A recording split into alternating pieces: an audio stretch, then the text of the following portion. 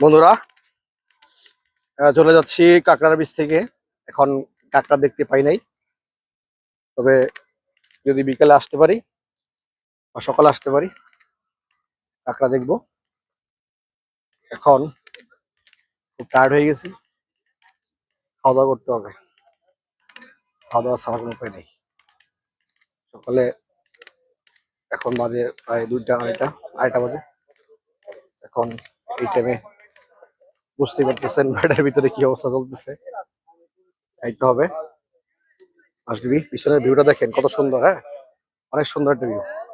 অবশ্যই কক্সবাজার আসলে কাঁকড়ার নিচে আসবেন।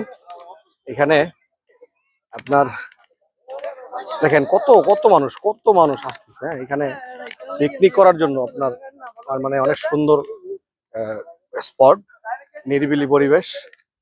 এই দিকটা দেখেন, মানুষ শুধু আসতে আছে। এখানে অন্য সব বীজ থেকে এই বীজটা একটু নিরিবিলি, এবং এখানে এটার একটা মূল ইয়ে হলো যে ঝাউ বাগানের ভিতরে আপনি বৈশা একটু নিরিবিলি সময় কাটাতে পারবেন। আপনাকে কেউ ডিস্টার্ব করবে না, এবং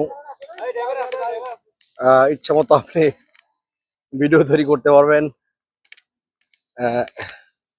আর কি। বিভিন্ন জায়গায় জায়গায় আপনার শুটিং হচ্ছে,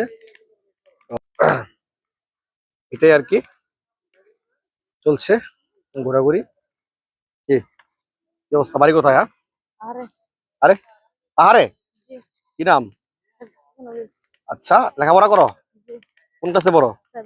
ক্লাস 7-এ? মাশাআল্লাহ মাশাআল্লাহ। তো পাহাড়ে কি অবস্থা এখন? গরম অনেক? শীত পড়ছে এবার? শীত আসে নাই? দেখছেন দর্শক, আমাদের এলাকায় রোদ্রে ওঠে না, আর এইদিকে পাহাড়ে শীত নাই, কম, একবারে কম। তো আসলে কক্সবাজার শীত নাই, অনেক গরম। এখানে এত শীতে জামা নিয়ে আসতে হবে না, হালকা পাতলা শীত আসার পজিশনে যে কাপড়গুলি আমরা পরি এটা নিয়ে চলে আসেন, কোনো সমস্যা নেই। শীতের কাপড় আনা মানে এটা রুমে থাকবে, এটা অযথায় আপনার ইয়ে করতে হবে আর কি। ওইদিকে এই যারা পিকনিক করতে আসে এই মাঠটা সবাই খেলাধুলা করে। এখানে ফুটবল, বিভিন্ন প্রোগ্রাম এখানে সবাই করে। ঝাউবাগান প্রবেশ নিষেধ। এই মাঠটায় কিছুক্ষণ আগে দেখছিলাম আমরা যে অনেকে খেলাধুলা করতেছে। দেখেন এখান থেকে এই পাহাড়টা, এই পাহাড়ের একটা সুন্দর দৃশ্য, অস্থির অস্থির একটা দৃশ্য। তারপরে এই যে একটা বীজ জ্বলন্ত